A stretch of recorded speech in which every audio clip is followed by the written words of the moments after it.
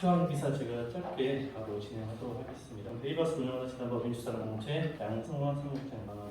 오늘은 고아의 삶과 역사 그리고 정책 전체자에 대한 내용을 다루는 컨퍼런스로서 주사람공체 베이버스에서는 이 땅의 모든 아동이 가정에서 자랄 수 있는 현실성 있는 대안의 관점으로 간략하게 말씀. 페이지 63페이지를 보시면 베이버스는 부모의 불가피한 사정과 위기인식, 장애, 출생신고 사각지대 등의 사유로 위기 위험에 노출되어 있는 아기의 생명을 살리기 위한 영아의 생명보호 장치라고 하고 있습니다. 시장은 2007년 4월 꽃샘추위가 있던 새벽 3시경 생선을 담는 박스에 가운 주는 아기가 저체온증으로 발견되면서 이제 밖에 버려져 생명을 잃지 않도록 이종남 목사님께서 2009년 12월에 최초로 베이버스를 만들었습니다. 베이버스 설치 후 2010년부터 2012년 초까지는 아이들이 연평균 20명에서 30명 정도가 보호되었으나 그래프 64페이지를 한번 참고해 주시면 좋을 것 같습니다. 출생신고를 강제하는 2012년 8월 입양특례법이 개정되면서 출생신고 사각지대에 놓인 유형모들이 아기들을 보호하면서 연평균 200여 명의 아기가 베이버스에 보호되었습니다. 그래프 1위 입양특례법 규정은 늘어난 수입니다. 2029년부터 아동의 보호 수가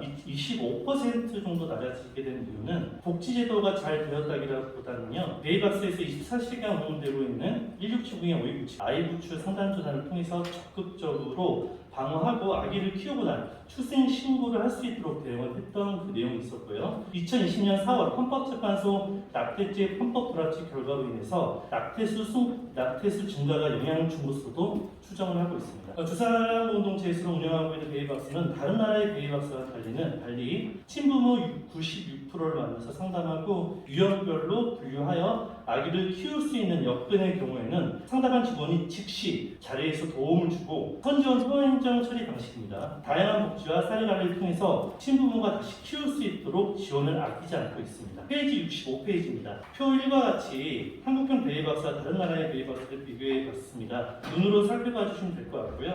저희가 어떻게 보면 다른 나라의 베이버스 비교해 봤을 때 저희는 상담을 하고 지원하는 그런 부분들이라고 생각해 주시면 아래 미혼 부모 위기 상담 절차를 확인해 보면 원가정에서 키울 수 있도록 지원하고 키울 수 없는 경우는 출생신고를 통해서 가정에서 자랄 수 있도록 안내하고 있습니다. 또한 국가에서 지원하는 지원과 정보 제공을 먼저 하고 있다는 것도 같이 말씀드립니다. 66페이지입니다. 표 2는 베이버스의 상담 후 복지 지원을 하는 실적입니다. 매월 1, 2회 3년간 지원을 하고 있습니다. 현재는 매월 120에서 130 가정을 계속 지원하고 있습니다. 베이버스 상담 대응과 출생신고 사각지대 사례를 살펴보면요, 베이버스의 상담 대응은 1에서 3 유형 사례로 분류가 됩니다. 첫 번째 1 유형은 우선 유형과 사례로는 경제적 어려움이라든지 정서적 불안감 및 산후우울증, 친모의 장애, 미혼 후 출생신고의 어려움, 또 아기의 장애, 이러한 경우에는요, 저희가 베이버스 상담 대응을 하는 부분들은 원가정 복귀 상담과 복귀 후 경제 지원입니다. 그리고 정부 복지 서비스 전개와 법률 무료 지원이 있습니다. 그 출생신고에 대해서 저희가 적극적으로 방어하고 출생신고를 할 수 있도록 저희가 요청드리고 있습니다. 이 유형입니다. 10대 미혼입니다. 1유형 대응 방법과 유사하지만 최대한 친모의 의사를 현재 존중하고 있습니다. 10대 미혼모 같은 경우는 출생신고를 할 수 있습니다. 하지만 저희가 뭐 드라마에서 나오는 10대 미혼모들의 출생 부분들이 약간 이렇게 좀 운유적으로 나거나 어떻게 보면 되게 해피엔딩으로 나오는 부분들이 있는데 그런 부분들은 사실 현실과는 맞닿지 않습니다. 현실은 상당히 좀 어려운 부분들이 있고 이런 부분들을 해결하기 위한 노력들이 우리 사회에 필요할 것 같습니다. 3유형 같은 경우는 정말 출생신고가 어려운 케이스입니다. 강간, 외도, 근친, 불법 외국인 노동자, 기타 등이 있습니다.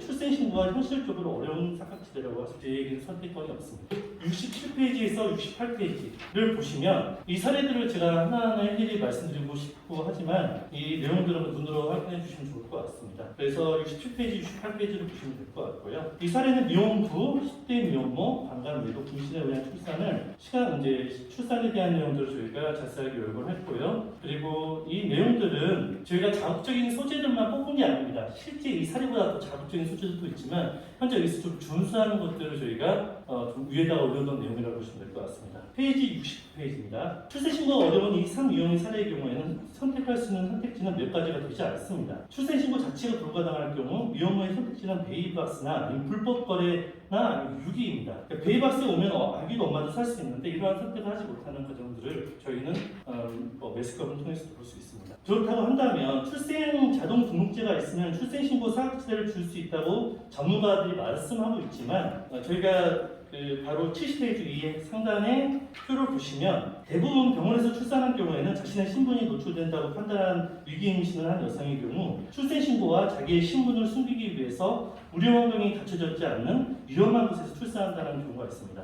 올해까지만 하더라도 10명이 병원에 출산을 했었습니다. 그리고 저희가 이제 그 아래에 보시면 국내 베이박스를 반대하는 학자와 단체, 어떻게 보면 개인의 경우 2013년도부터 발표한 14년도에 발표한 스위스 기자의 연구를 이용해서 베이박스 이후 영아 유기 및 살해된 아동의 수가 감소되지 않은 것을 단순한 사례로 근거 삼고 있습니다. 그러나 첫 번째, 스위스나 유럽의 문화와 사회, 법제도 행정이 우리나라와 다른 것을 염두에 두지 않는 것과 두 번째로는 우리나라 통계자료를 대조하거나 분석하지 않은 것에 대한 오류라고 볼 수 있습니다. 70페이지 하단의 그 그래프를 보시면 분명히 나오는데요. 만약 위에 있는 말씀드렸던 스위스의 그 기자의 내용을 인용하면 저희도 이렇게 사용할 수 있을 것 같습니다. 2011년도까지 영아 살해 건수가 평균 14명에서 15명이 발생하고 있었으며 입양특례법 이후 베이박스가 언론에 노출되면서 2014년도에 급격하게 영아 사례가 줄었습니다. 그리고 베이박스 심각하게 논란이 되었던 2014년, 15년도를 제외한 2016년부터는 평균 6명이 감소가 했습니다. 이 내용을 뒷받침하는 근거는 2014년, 15년은 베이박스가 심각하게 논란이 되었던 근거 자체를 보니까 경인일보에서 2017년 2월 16일 보도자료에서도 버려진 아기들의 영아 유기 실태 보고서를 보면 그 내용들을 좀 살펴볼 수 있을 것 같습니다. 페이지 72페이지입니다. 출생신고 사각지대 위기임산부를 위한 국가의 적극적인 개입이 필요성에 대해서 말씀드리면 가를 보시면 국가 지원 체계와 행정 후유 지원 시스템의 모순입니다. 위기임신으로 인한 출생신고 사각지대에 기로에 있는 엄마에게는 즉시 지원이 필요하지만 긴급한 상황에서는 오히려 복잡한 행정 절차가 지원보다 우선시 된다는 현실입니다. 72페이지입니다. 그럼 그림 3번을 보시면 국가체계에는 모든 상담이 출생신고를 전제하는 상담입니다. 그럼 이것은 상담이 아닌 저는 행정 안내라고 보고 있습니다. 그리고 안내라는 단어를 사용하는 것이 저는 마땅하다고 생각합니다. 현재 출생신고 조건부 상담이라고 하는 것입니다. 73페이지 상단에 보시면 현재 국가제도 안에 있는 위기임산부 상담에 대한 내용이라든지 내용들을 자세히 살펴보면 출생신고 아동만 돕는 국가 행정 및 보직 체계라는 겁니다. 그리고 출생신고가 어려운 미혼모를 공무원이 상담한 경우 또 국가 제도 체계 안에 있는 시설에서 상담한 경우 엄마의 사정을 고려하지 않고 행정을 추적하여 고발한다는 겁니다. 또 위기임신과 출산으로 도움받기 위해 주민센터와 구청, 허가받은 단체 등에 출생신고를 하더라도 갓난아기를 위해 즉시 지원을 받을 수 있는 곳이 없습니다. 또 지원을 받는다 하더라도 행정적 대기시간이 매출이 소요가 됩니다. 입양되기 아동은 또 보호할 것도 없고요. 또 코로나19와 같은 긴급한 상황의 경우에는 아기를 돌봐줄 곳이 없습니다. 그래서 출생신고 준법무 상담을 한다면 출생신고의 기로에 있는 상담을 하면 출생신고 가능성이 높은 분을 말씀드리는 겁니다. 그러한 분들조차 상담을 받지 못하게 하는 것이 현재 위기임신 상담의 현실입니다. 상담을 하고 난 뒤 아기의 안전이 확인되지 않으면 아동학대 신고 의무기관으로서의 의무를 이행하기 위해서 신고 조치를 한다는 겁니다. 며칠 전 울산에서 이제 미혼모가 베이박스에 놓은 사례를 두고 집행 유예 선고를 받은 그 사례가 아동보호기관에서 베이박스에 아기를 낳았다는 것들을 적발해서 고발한 사례라고 보시면 될 것 같습니다. 저는 이러한 조치가 법 테두리에 잘못되었다는 말씀을 드리려고 하는 것이 아닙니다. 법을 지켜야 하는 것은 마땅하지만 이러한 법이 더욱 출생신고 사각지대 임산부를 금주로 몰고 있다는 것이 아닌지 다시 한번 살펴보자는 말씀입니다. 다 위기임산부 비밀상담센터가 필요한 이유에 대해서 말씀드리도록 하겠습니다. 73페이지 이제 하단입니다. 다음 페이지까지 보시면 될 것 같습니다. 모든 상담은 비밀이 전제가 되어야 되지만 그 안에 담고 있는 문제를 발견하고 해결할 수 있는 실마리를 찾을 수 있다고 생각합니다. 베이박스 상담 그림이 상담 후 자기 진료 절차에서 살펴보면 출생신고가 가능하거나 가능하지 못한 그룹 모두 상담함으로써 위기임산부 및 아기의 생명을 위기로부터 안전하게 보호하고 친모가 출생신고까지 가능할 수 있도록 그 확률을 높일 수 있습니다. 그 아이들은 충분히 국가에서 책임질 수 있다는 겁니다. 출생신고 사각지대에 기로에 있는 미혼모가 아기를 키우기 위해서는 모든 아동이 가정에서 자랄 수 있도록 위기임신을 위한 비밀상담센터가 필요한 때입니다. 그리고 제가 상담에 대한 단어적 정의를 한번 살펴봤는데요. 이제 그 한글 수준입니다.